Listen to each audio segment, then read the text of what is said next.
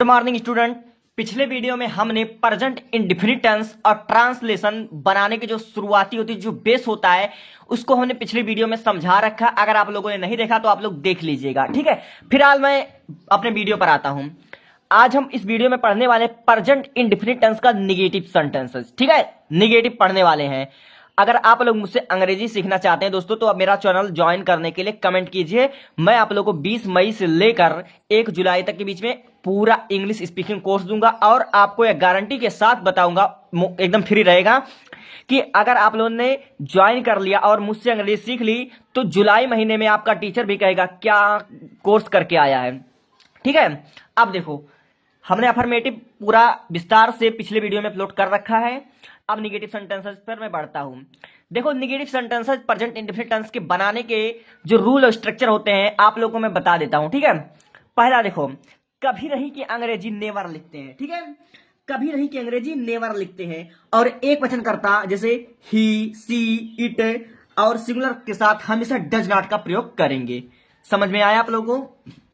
और बहुवचन करता आई, यू, दे, वी के साथ हमेशा डोंट का प्रयोग करेंगे, डू नॉट का प्रयोग करेंगे, ठीक है। डू नॉट लिखा, लेकिन आज के मॉडल जमाने में इसको डोंट पढ़ते हैं, ठीक है। और फिर उसके बाद देखो, स्ट्रक्चर पर मैं आता हूं। सब्जेक्ट प्लस डज या do plus not plus verb का first form plus object plus other word, फिर उसके बाद फुल स्टॉप। आप लोगों को यह स्ट्रक्चर बहुत ही गहराई से, डीपली से समझना होगा, तभी आप लोग इसको बना पाएंगे, ठीक है। सब्जेक्ट प्लस डज या do plus not plus verb का first form plus object plus other word, फिर उसके बाद फुल स्टॉप।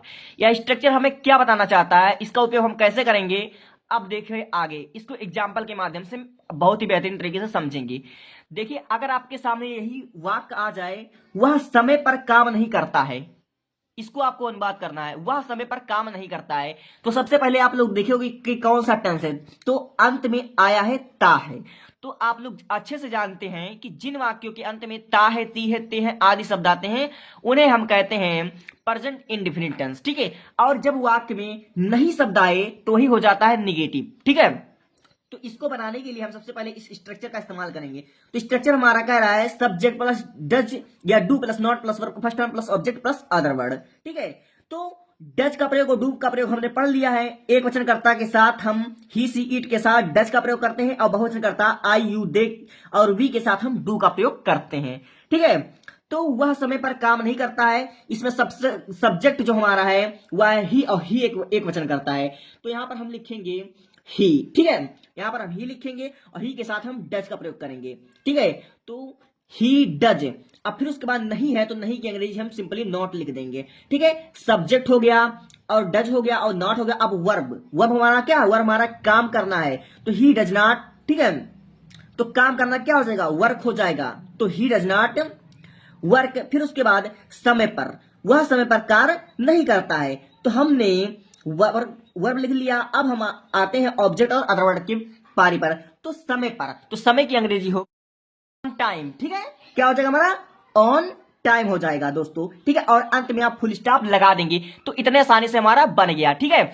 देखो, ही हमारा सब्जेक्ट है और डज नॉट हम तो लगाते हैं स्ट्रक्चर के माध्यम से, और काम करना हमारा वर्ब है और समय पर हमारा ऑब्जेक्ट है, ऑन टाइम हमारा ऑब्जेक्ट है। अब देखिए, मैं चाय काफी नहीं पीता हूं, ठीक है। देखो, अंग्रेजी में सिखाऊंगा आप लोगों को छोटे से लेकर बड़े तक जो मॉडर्न इंग्लिश है सब कुछ सिखाऊंगा। मैं चाय काफी नहीं पीता हूं, ये हमारे रोज की भाषा में प्रयोग किए जाने वाले वाक्य हैं। मैं चाय काफी नहीं पीता हूं, ठीक है।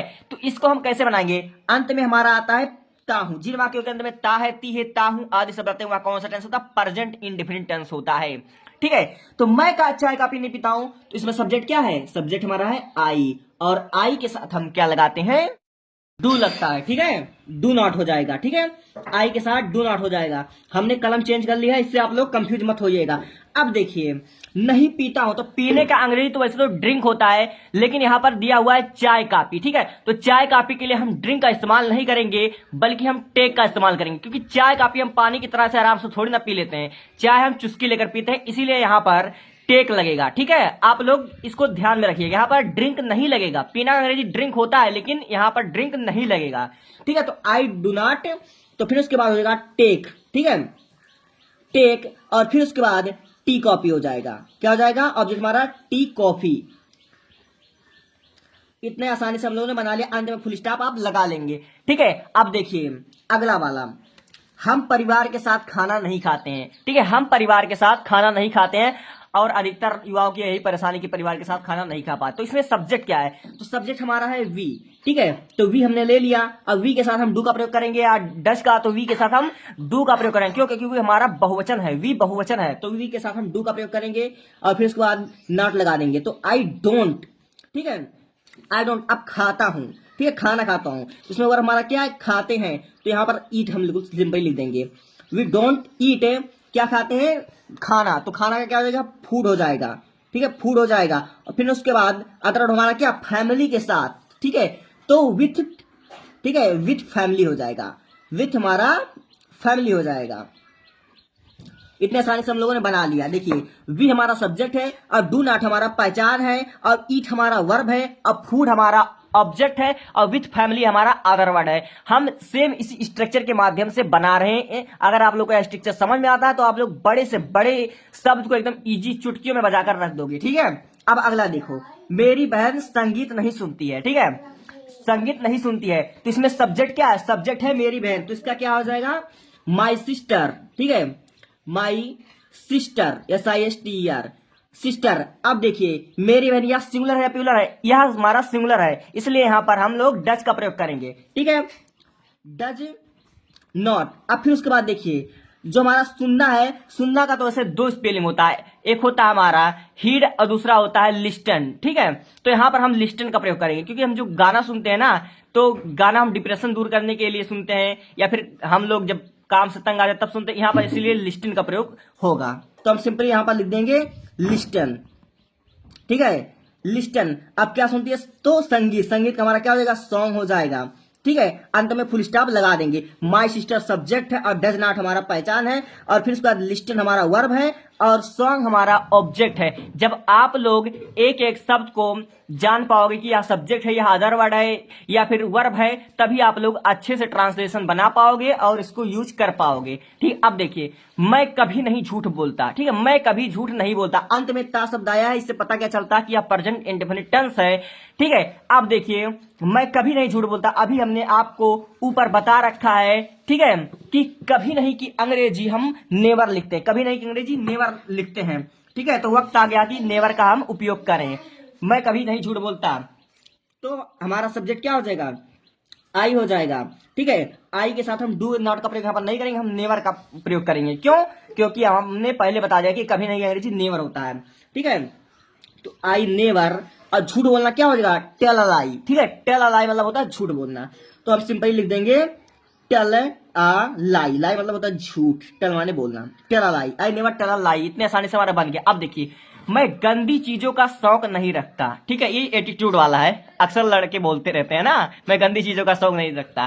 ठीक है, अब देखो इसको अगर आपको ट्रांसलेट करना हो तो आप लोग कैसे बनाएंगे, अंत में शब्द हमारा यह ता है, और जिन वाक्यों के अंत में ता है शब्द आता है या फिर ता आता है तो आप प्रेजेंट इंडेफिनिट टेंस होता है। ठीक है, मैं गंदी चीजों का शौक नहीं रखता, इसमें मैं हमारा सब्जेक्ट है और रखना हमारा क्या है, वर्ब है, और गंदी चीज हमारा ऑब्जेक्ट है। ठीक है, तो इसको बनाएंगे, सबसे पहले हम सब्जेक्ट लिखेंगे। सब्जेक्ट क्या हमारा, आई, मैं। ठीक है, अब फिर उसके बाद आई के साथ हम डू का प्रयोग करेंगे, तो डू नॉट। ठीक है, डू नॉट। अब देखिए शौक रखता, तो शौक रखता का हमारा दो स्पेलिंग होता है, एक होता हॉबी मतलब शौक होता है, और फाउंड मतलब होता है शौकीन। यहां पर हम फाउंड का प्रयोग करेंगे, फाउंड मतलब होता है शौकीन। ठीक है, या फिर ओ एन डी, फॉन्ड। ठीक है, अब फिर उसके बाद हो जाएगा आई डू नॉट फॉन्ड, अब गंदी चीज का क्या हो जाएगा, डर्टी थिंग। ठीक है, डर्टी थिंग हो जाएगा, फिर उसके बाद डर्टी थिंग हो जाएगा।